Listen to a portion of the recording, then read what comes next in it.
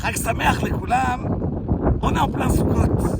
Après, Baruch Hashem, quand on a fini les 40 jours de prière, Elul, les Slichot, Rosh Hashanah, Yom Kippour, on bat de cette crainte-là, qui était les jours Yemei Adin. Et voilà qu'on passe à l'extrême, Vaïta, Chag Sameach, cette mitzvah extraordinaire d'être heureux pendant tous les jours du Chag. Et voilà que pendant ces jours du Chag, alors on va lire bientôt Vezot HaBracha, où Moshe Rabbeinu, il va demander à Kadosh Baruch Hu de pouvoir entrer en Eretz Israël. Et Hachem lui a dit non. Mais au moins, tu vas pouvoir la voir. Hachem il l'a amené tout en haut de la montagne. Il lui a montré, voilà, je te montre Eretz Israël. Comment Eretz Israël, elle est extraordinaire. Il lui a montré tous les recoins. Il lui a montré l'histoire de ce qui va se passer, de même dans le futur.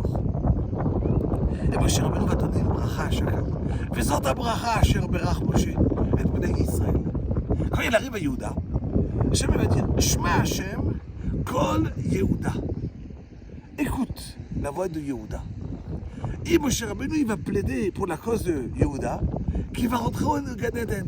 Parce que jusqu'à ce moment-là, Yehuda n'était pas encore dans le Gan Eden. Pourquoi? Yehuda, il avait sa petite partie où Hachem, il avait, entre guillemets, puni quand Moshe Rabbeinu, quand Yehuda, il avait dit une phrase à Yaakov Avinu. Il lui avait dit, je t'assure de ramener Binyamin en descendant en Égypte, et si je ne te l'amène pas, alors je m'engage de ne pas avoir de vie ni ici, ni dans le monde futur. En fait, quand il est revenu. Mais, quand un tzaddik dit une phrase, même al-tnaï, même sous condition, c'est pas évident.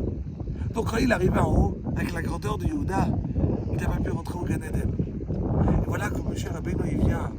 Et il dit à Kadosh Baruch Hu, regarde, Yehuda, il a des mérites extraordinaires.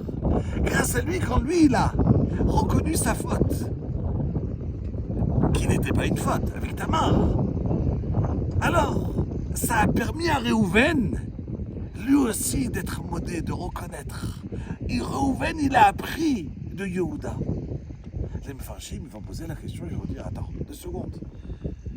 On va faire rentrer Yehuda au Gan Eden parce qu'il a appris à Réhouven. Pourquoi il ne va pas rentrer? Parce que lui-même, il a reconnu.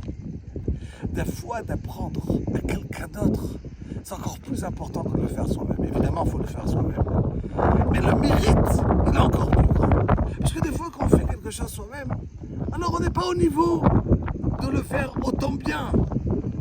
Mais quand, tout à coup, je viens et j'apprends à l'autre, c'est mon shlam, c'est parfait. Alors, on a cette mitzvah-là, en plus pendant Sukkot, d'amener les chourouches cuisine, de faire rentrer à la maison, avec le joie, avec le cœur ouvert, d'inviter tout le clan Israël chez soi à la maison, chacun comme qu'il est. Alors, de cette manière-là, on est proche des autres. Quand on est proche de l'autre, son cœur il s'ouvre encore plus rapidement. Et il ratson Bezrat Hashem, qu'on a le srout, pas seulement de voir Eretz Israël de loin, mais d'être proche des Eretz Israël avec le Mashiach Tzidkeinu, Chag Sameach lekoulam.